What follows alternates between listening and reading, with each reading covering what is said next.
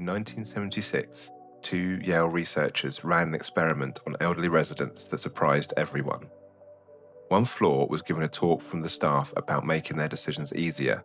They promised to rearrange the furniture, pick a film for movie night, or water their plants. The other floor was given a different talk. They were told that these are your choices to make. Arrange your room how you like. Pick your own movie for movie night.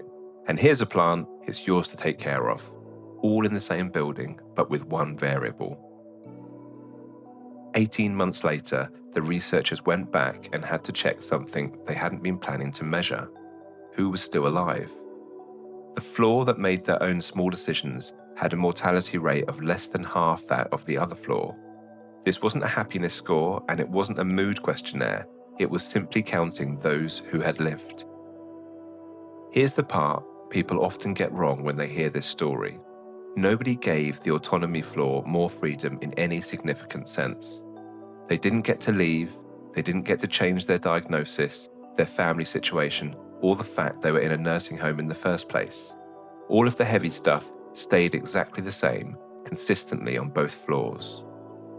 What had changed was tiny: a plant, a movie vote, whether someone else arranged your chair or you did it yourself. It wasn't the size of the control that mattered, it was whether they were able to exercise any control at all, over anything on a regular basis.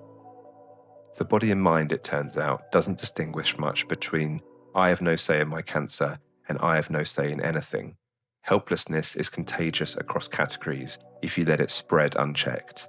Give people back even a sliver of agency in an area that's actually theirs already, and it can make a huge difference to someone's life. A formerly enslaved Stoic philosopher wrote almost exactly this outcome down in the 1st century with zero data and zero funding. Epictetus opens his Enchiridion with one split. Some things are up to us, some things are not. Your body, your reputation, your circumstances, other people's opinions are not up to us. Your judgments, your choices, your responses, this is up to us. His entire philosophy was built on getting obsessively precise about which side of that line something sat on, because he felt that most human suffering came from putting energy into the wrong side. The nursing home study is that idea run as a controlled experiment, with the mortality rate as the scoreboard.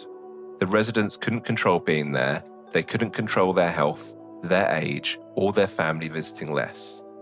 All of that sat firmly on the not up to us side, exactly like Epictetus said. But the floor that was given something on the up to us side, a plant, a choice, or a small decision, didn't just feel better, they lived longer. Epictetus wasn't being poetic, he was describing a mechanism. Most people don't lack control in the same way a nursing home resident does, but the same pattern shows up everywhere. The meeting you didn't push back in, the plan someone else keeps changing, the thing at work you've decided isn't worth raising because, what's the point? Every time you go passive on something that was actually yours to influence, you're volunteering for the wrong floor. The fix isn't control everything, it's actually the opposite. It's getting sharper at spotting the small, real, actually yours pieces you've been quietly handing away and taking those back.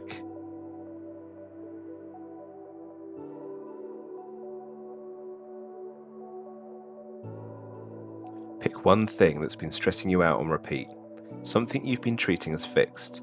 Somewhere in there is a small piece that's actually yours to change. Reschedule the thing. Ask the direct question you've been avoiding. Hand off the one part that isn't actually yours to carry. That's your plant.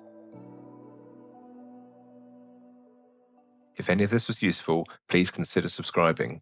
New episodes every Wednesday and Sunday.